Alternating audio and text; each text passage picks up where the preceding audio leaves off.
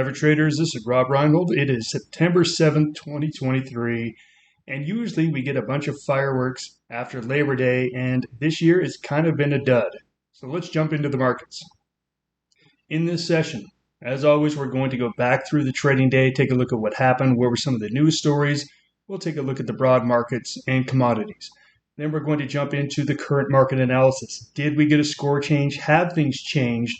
We'll take a look at the sectors. And then, of course, we're always looking for trading setups, looking for potential trading opportunities. Disclaimer.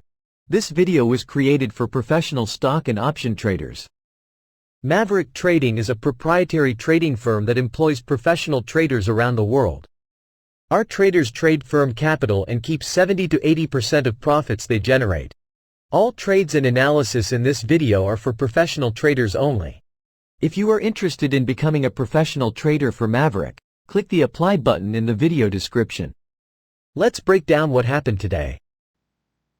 Today in the market, we actually had another slightly down day.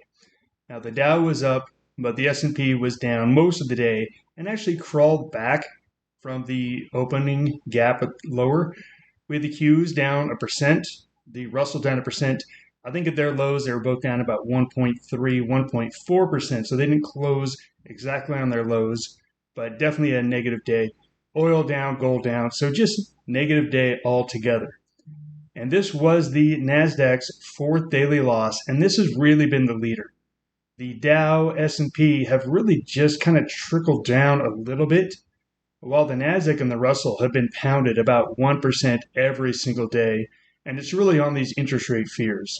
The interest rates are going to hurt the high-tech stocks and the small-cap stocks the most. Today, you can see that 65% of stocks were down. And if we go to the how many stocks are up or below the 50-day moving average, this number has been pretty much unchanged for the last 2 to 3 weeks. So the market is not getting any worse as far as internals go, but it's definitely not getting any better. So let's take a look at these charts, because the charts are going to tell us everything we need to know. Here we see the big gap down in the morning, and then there was actually a bit of a recovery. So today was a green candle today, and you can see that we're solidly between the 20 and the 50-day moving average. And ultimately, if we take a look at where we are over the last couple of weeks, we haven't gone anywhere. And this was my outlook for what was likely to happen to the market, is that we had this big bit of bearishness that really ended in the middle of August. And then you can see we had this big rally, but was just failed to break out to any new highs. Take a look at moving averages. They're going sideways now. I think this market is sideways for at least the next couple of weeks. If we take a look over here to the NASDAQ, we pretty much are seeing the same thing. Had a little bit bigger rally, but it still failed pretty miserably. And here we are trading between the moving averages, and you can see moving averages are totally flat here. Everything in this market, everything in these charts are telling us that this market is likely going to go sideways for the next couple of weeks at least. We come over here to the heat map. This doesn't really tell us anything. There's red and green all over. We do see some decent green up there in healthcare. Healthcare had a really good day. And yes, some of the large cap stocks like Apple and Nvidia had a bad day today. But as you can see here, it's pretty much spread out across the board, winners and losers in every single sector. We take a look at what our scoring is. Our scoring is, I've got us at a negative 0.5. We are slightly below the 50-day moving average.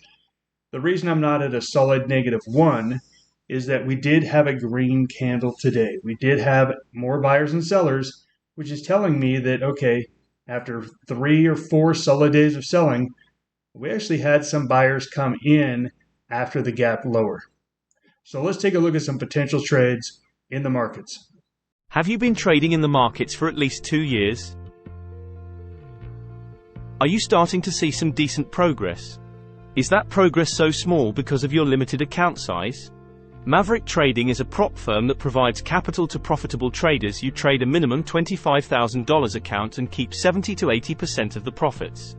After 2 consecutive profitable months, you move to a $50,000 account. As you keep progressing, you will be able to trade 6- and 7-figure accounts. To learn more about trading for Maverick Trading, either click on the Apply card in the top left, click Apply at the end screen, or click the link in the description to watch our recruiting video that explains more about Maverick and prop trading.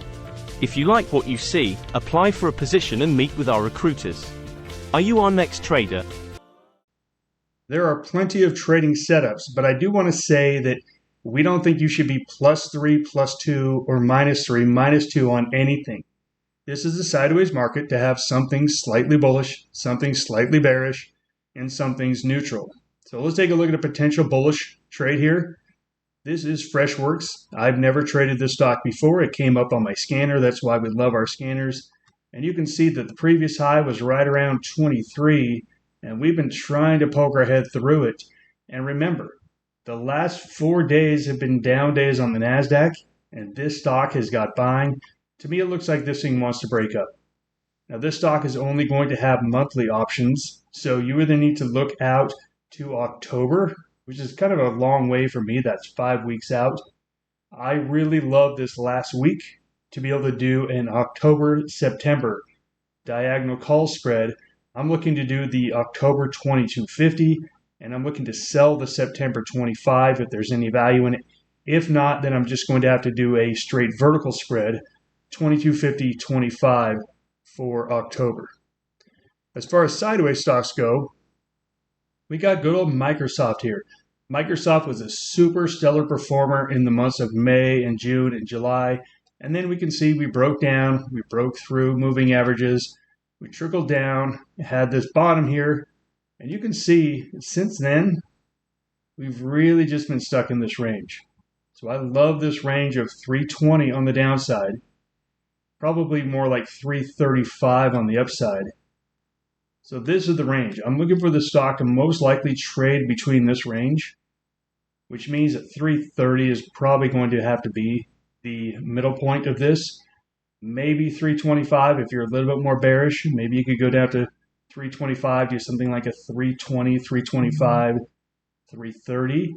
I'm looking at doing like a 315, 330, 345. Make it a little bit wider. I'm going to give myself 2 weeks on this trade. It doesn't look like Microsoft is going anywhere. And it makes sense.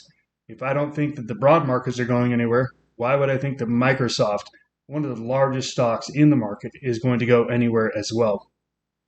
On the bearish side, we're going to check in on C3AI. They had earnings last night. The earnings were disappointing, but take a look at this candle. We had a big gap down. We had initial selling in the morning. We recovered here.